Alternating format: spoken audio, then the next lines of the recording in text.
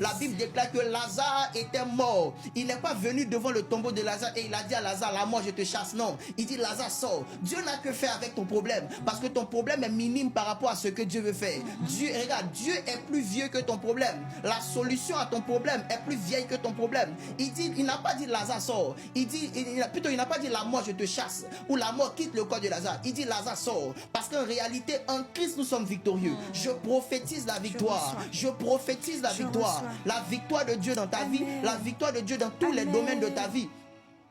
Il n'a pas dit sois guéri au nom de, en mon nom, ou bien reçois la guérison. Il n'a pas dit paralysé, quitte son corps. Il dit prends ton lit, lève-toi et marche. Ah, my God, est-ce que je peux parler à quelqu'un? Je me suis posé la question, Seigneur, pourquoi tu ne t'es pas adressé directement à la maladie? Et l'Esprit me fait comprendre que l'un des problèmes aussi de ce paralytique, c'était son matelas. Wow. Est-ce que je peux parler à quelqu'un? Pauvre prophète. Vous savez, il dit lève-toi, prends ton lit et marche. Ça veut dire automatiquement que le lit était aussi un obstacle pour lui. Vous savez, je vais t'expliquer quelque chose. Est-ce que vous savez que quel que soit le degré de souffrance que tu as, que ça soit physique, souvent même tu as des douleurs corporelles et tout, et tu arrives à trouver une posture, même dans la douleur, qui t'emmène à te soulager un temps soit peu. Et tu as l'impression que, regarde, quand la douleur est là comme ça, tu ne veux même plus bouger, parce que tu sais qu'un petit faux pas, automatiquement la douleur revient. C'est pareil avec ce gars en fait. Il a fait 38 ans là, auprès de la piscine, mais il avait un lit. Donc c'était un confort, mais dans son inconfort. Alléluia.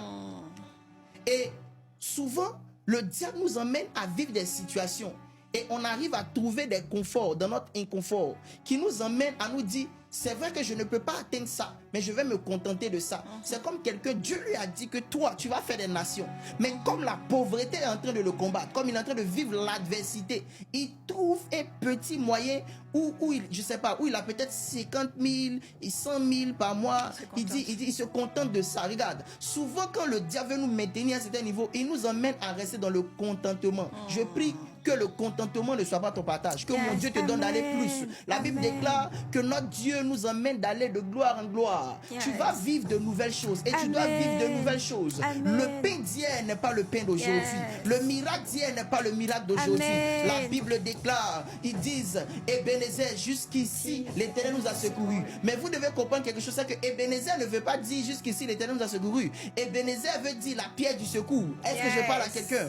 Oh, cette pierre du secours là, c'est cette même pierre aussi qui a donné de l'eau au peuple